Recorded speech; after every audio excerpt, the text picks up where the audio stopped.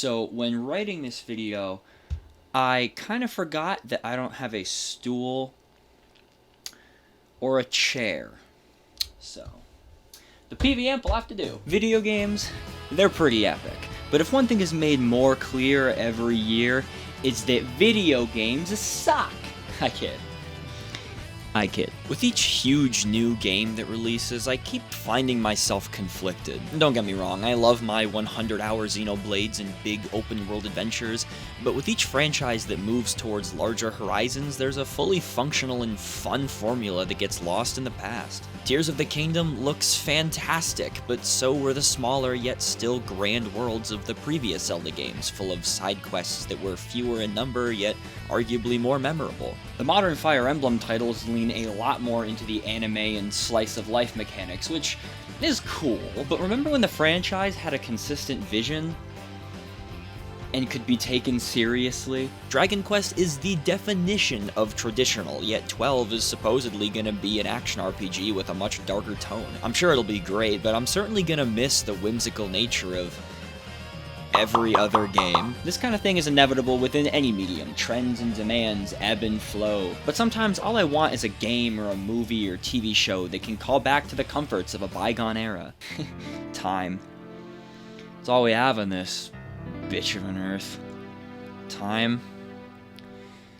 And Hi-Fi Rush, baby! Hi-Fi Rush is a rhythm-based character action game which was shadow dropped by Microsoft and is the antithesis to almost every modern-day video game design philosophy. It takes a tried-and-true formula, puts a rhythmic spin on it, and soaks it in a big, fat, boiling tub full of meta-humor. Out pops an incredibly engaging and well-thought-out roller coaster that is very much just a PS2 game. Hi-Fi Rush is the perfect palate cleanser for anybody that's been feeling burned by modern-day gaming. For anyone that just wants a consistent ride through a fun, bright roller coaster of a video game. Fresh take on old mechanics? A funky style that manages to be its own in an ocean of similarly funky styles? Not too long with a healthy dose of endgame and side content? So, let's dive headfirst into why the discussion around this game kind of pisses me off. So Hi-Fi Rush very literally came out of nowhere, took everyone by surprise, and has actually been garnering some success. Shadow drops are such a risky thing to do. It's either going to toss everyone on board or ensure that 0 people ever download it. But in Hi-Fi Rush's case, things seem to have worked out because it's just such an easy thing to talk about. One of, if not the most identifiable ingredient in Hi-Fi Rush's big ol' mixing pot is its aggressive use of meta humor, something I have very much grown to dislike through its overuse. Too many writers use meta humor, something I believe is inherently funny, as a crutch to avoid telling real jokes. Meta humor only works in service to a larger vibe or humorous tone. Meta can't be all there is. And Hi-Fi Rush sports one of the meta-ist senses of humor I've seen in a very long time, which makes it prime suspect for mainstream success. This kind of viciously upbeat humor is perfect for YouTube compilations and viral one-off gags. You know what I'm talking about, right? Making jokes referencing media and their existence inside of a video game, calling out things that are super obvious and explaining concepts bluntly to the player. Hell, one of the first scenes has our protagonist Chai running through his entire list of newly born powers, describing how the beat feels so good, or whatever he's getting off to. Personally speaking, I find this sort of thing to be heinously grating when in large doses. I can't think of any situation where I'd prefer to sit down and ingest 3 hours of self-referential jokes and lowball one-off gags than an actual piece of media. The lowball meta humor is the main talking point of Hi-Fi Rush, and that kind of bugs me considering, get this, there's a whole game under this stand-up routine. Realistically speaking, it's a pretty smart thing to have done because it sure has gotten people talking. And I can't really blame anyone for focusing on the humor. Pretty much everything from the setting, the plot, and cast is absolutely soaked in this dumb comedic tone. The main character is very literally the embodiment of everything meta and self-referential. Hi-Fi Rush is the video gamification of a Marvel movie script, except it actually has originality. And it's pretty good too. Despite everything I just said, I think this game pulls off the hardcore meta humor, and it's in large part due to the presentation. Everything from the music, the animations, the blocky trees, the comic book pop art colors, this game has style oozing from every orifice. It even does the whole low frame rate animation style to really sell the cartoonish, comic book, anime-esque.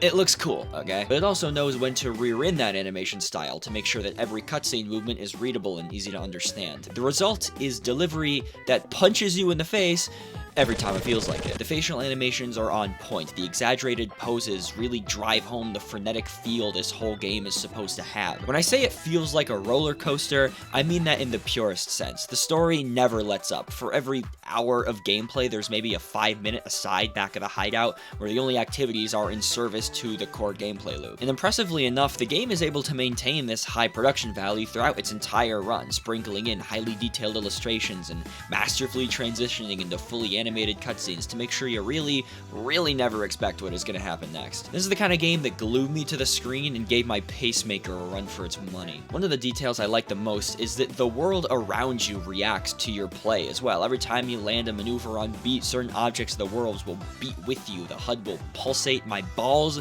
will explode. This is far from the most complex or fast-paced action game I've ever played, but ensuring that every maneuver you make lands on beat to the music means that the whole combat system is able to establish and maintain a phenomenal flow. The whole idea is genius, really. Many times throughout my life, I found myself syncing my movements in a game to the music, establishing a kind of phony flow state, but that's what this whole game is, and it feels so good. Throw in the flashy cutscenes, the amazing music, top-notch visual feedback mid-battle with punchy attacks and great sound design. The game establishes its flow and damn near mandates you go with it. It feels so good. There was never a single point throughout the entire game that I felt like it was pulling its punches in terms of the presentation. Every aspect of it just gels it so well. Hyper-stylized art with colorful characters, a brain-damage certified soundtrack. Nothing here even pretends to be realistic. Everything is over the top and dedicated to fostering a fun atmosphere. That's why this game's meta humor ends up working in the end. While many of the jokes are very dumb, they're told in service to a super tonally appropriate story. I've seen some people compare this game's writing to another recent release, Forspoken, and the biggest difference here is that the meta humor in Forspoken is in service to a large, sprawling, open-world fantasy adventure, where the end result is just a kind of tonal fuckery. This is not the kind of game that should say, it's right behind me, isn't it? But it totally would. Hi-Fi Rush is the kind of game where the tried and tired it's right behind me, isn't it line would be cringe, and guess what? It doesn't even say it! But it totally could have. This game is so earnest and consistent with its dumb, goofy vibe that when the story throws dumb shit at you, it doesn't feel like lazy writing. It just feels like the devs had a lot of fun. Speaking of the story, it is...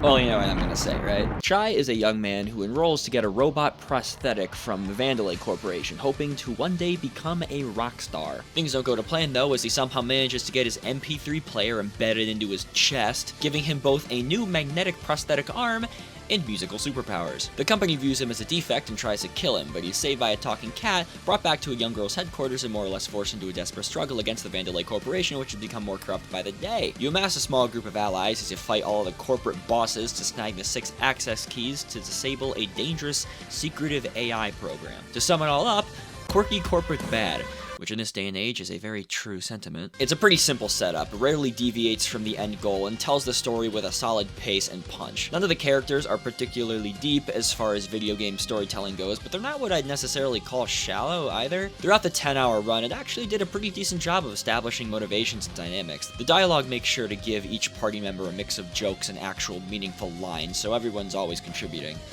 At least something. Obviously, a story where this happens doesn't warrant super deep character writing, nor would I necessarily want it. However, thankfully, the writing doesn't swing to the other end. None of the protagonists are strictly one-note archetypes. The villains, however, are strictly one-note archetypes. They don't even try to develop the villains past the simplest descriptions. Each boss, as they're called, is extremely easy to dislike. Radicalizations of people you would never want to have as a corporate higher-up. They all crunch the hell out of the robot workers overrun their budgets and make up 3 extra Mondays for a comfortable 8-day work week. Fun to watch, easy to hate, the 2 hallmarks of a solid villain group. Each struggle against the bosses is entertaining because they're played out over the course of an entire stage, or stages in Zanzo's case. None of them have any redeemable qualities, so it actually feels pretty good to kill them, which is kind of hardcore, but I'm driving with it. Chai is definitely the kind of protagonist I've come to dislike over time. At face value, he's an untalented airhead with little to no regard for the plans of his much smarter peers. We all know the dynamic, right? Alright guys, here's the plan. No, I think I'm gonna do this instead. No, don't do that, that is very stupid and will get everybody killed. Nah. What could possibly go wrong? However, the further I got into the game, the more Chai began to grow on me. His motivations are initially to help this girl Peppermint in her attempts to take down the corporation because he kinda needs to. Everyone is trying to kill him and she's his only ticket off their island. But as relationships begin to form, he really does want to help Peppermint despite not actually knowing her reasons behind fighting so hard. He is indeed an airhead with little to no regard for forward thinking, but at the same time his harebrained stupid schemes almost always work. Throughout the story, he was able to prove to me that he's not just simply a lucky, dumb, idiot baby boy. He acts upon his instincts and has the confidence and skills to get things done. Honestly, despite the very questionable first impressions, Chai actually ended up kind of being a badass. Something I also picked up on, which I didn't realize until I rewatched the first few cutscenes, but when Chai goes to the corporate island for his robotic prosthetic, his arm's in a sling. Chai's dream is obviously to be a rock star, yet he tends to avoid speaking about his lack of skills with a guitar for whatever reason. Later on, he's challenged by Peppermint when she claims his motivations for wanting the robotic arm was a shortcut to success, but I don't really think that's the truth. He clearly couldn't become a rock star on his own. Now, Chai is borderline obsessed with shortcuts. He's clearly the kind of person that would want to take the easy way out whenever possible. When it comes to his robotic arm, I think it was more an act of desperation, a last hope to achieve his dream. This is hammered home by, minor spoilers here, him starting to learn the guitar as soon as the story is over. Keep in mind, this whole game takes place over the course of like a day, so he's given the chance to learn the guitar with his brand new arm, and he pounces on it as soon as he's able to. I don't know, it's nothing revolutionary or anything, but it's unspoken depth for our protagonist, which makes me appreciate him a little bit more than I would any other dumb, reckless meathead. And the fact the game had the confidence not to go out of its way to spell this out shows there was indeed a lot of thought put into the background details. Speaking of background details, I love how this game has underlying gags running throughout the robot workers and data logs you can find in each stage. Like how one of the robots was so dedicated to placing arrows on the ground that he died, and in another stage where a robot sabotages the coffee makers to only make decaf despite him being given crappy jobs, which is mentioned multiple times throughout the rest of the game. This kind of stuff is just so entertaining to me. My favorite running gag may have to be the 3 extra Mondays that the boss has established, just because of how open all of the workers seem to be with just dealing with it. Each stage is chocked full of tiny details and funky little things to find, like this robot who's swimming in the cooling system and can be shot off his floaty. The charm definitely elevates all of the slower, quieter moments of running and jumping. There is a single stage near the end of the game that I feel kind of dropped the ball when it came to the boss. He barely shows up throughout the game, and the fight concludes in an appropriate yet kind of unsatisfying way. It feels like that specific boss was given a lot less time and care, as he left very little impact on really anything. The fight itself was fine, but overall a lot less memorable than something like Corsica's Perryfest or the stage show. But outside of that single level I thought could have been a lot more, I don't have much to complain about. I'd be hard-pressed to think of a single point in Hi-Fi Rush that I wasn't having fun. Some heroes fight with legendary swords of evil's bane, some with a trusty firearm. How about Garbage Guitar? Hi-Fi Rush is a rhythm-based character action game with all of these genre mainstays. You got light attacks, heavy attacks, and you mix the two for different combo strings. You have a point system that rewards using different combos, a long-range grab, infinite aerials, a parry, and I know what you're thinking. Ham, this is just a copy of insert any game released in the past 5 years. But have I mentioned just how hard Chai is vibing through all this? Everything in Hi-Fi Rush syncs to the beat of the music, whether your button presses are on time or not. The game absolutely encourages timing all of your actions to the music though, which is something you'll want to be mindful of considering that all of the enemy attacks and platform challenges are to the beat as well. I initially thought this would be a really hard thing to get used to, but it absolutely wasn't. It elevated the combat system so far beyond its otherwise rudimentary complementary subsystems. This game does its parry system so well, as it's an integral part of the combat, something that cannot be ignored. Many of the larger enemies and bosses will require a series of successful parries in order to kill them, as doing so will leave them vulnerable to a one-hit knockout. Hell, there are whole bosses and encounters dedicated solely to the parry system. Learning how every piece of your toolset jives together is really satisfying, and once you settle into that beat, the flow. It is so good. Sure, you can technically bullshit every encounter in this game by spamming buttons and your attacks will still land on beat, but who are we, animals? Uncultured squids? Because, you know, squids don't hear things. Under what circumcision would we ever do that? Jammed in between the combat encounters are platform challenges that, they're decent, I guess. You can call in allies for some very scripted environmental puzzles. Honestly, in terms of gameplay, nothing outside the core combat really dazzles. The structure of this game is actually quite rigid. All fights take place within designated rooms, and everything outside of those rooms consists of platforming and box breaking. I'll be honest, I was kind of disappointed to see how infrequently they attempted to mix those two things together, but the game wasn't really long enough for the rigid formula to overstay its welcome. New enemy types, subsystems, and gimmicks are introduced frequently enough that the gameplay never felt tedious, though I would prefer a slightly less rigid level structure for potential sequel. That rigid tedium does present one bonus though. The platforming and combat are solid and establish a great flow by themselves, and keeping them separate doesn't allow for that flow to be interrupted.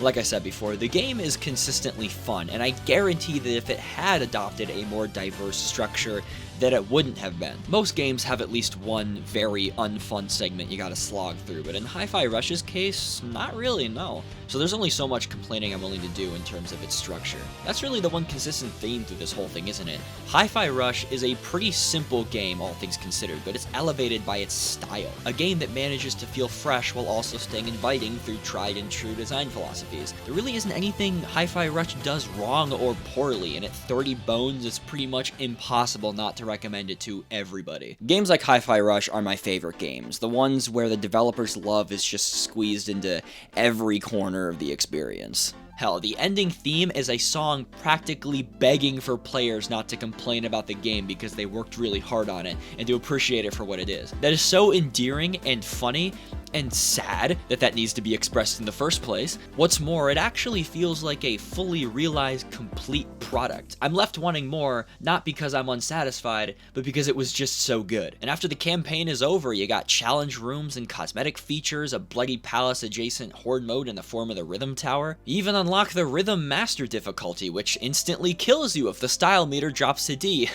No thank you, I'm still scarred from Age of Calamity's very hard mode. Just so full from all the air I'm breathing. Hee-hoo! In conclusion, I am now gonna go play Ghostwire Tokyo, the only non-horror existing game this studio has ever made. Well, after I beat Path of Radiance, and Xenoblade 3, and Star Ocean 6, and Awakening, and Mass Effect 1... I'm never playing Ghostwire Tokyo.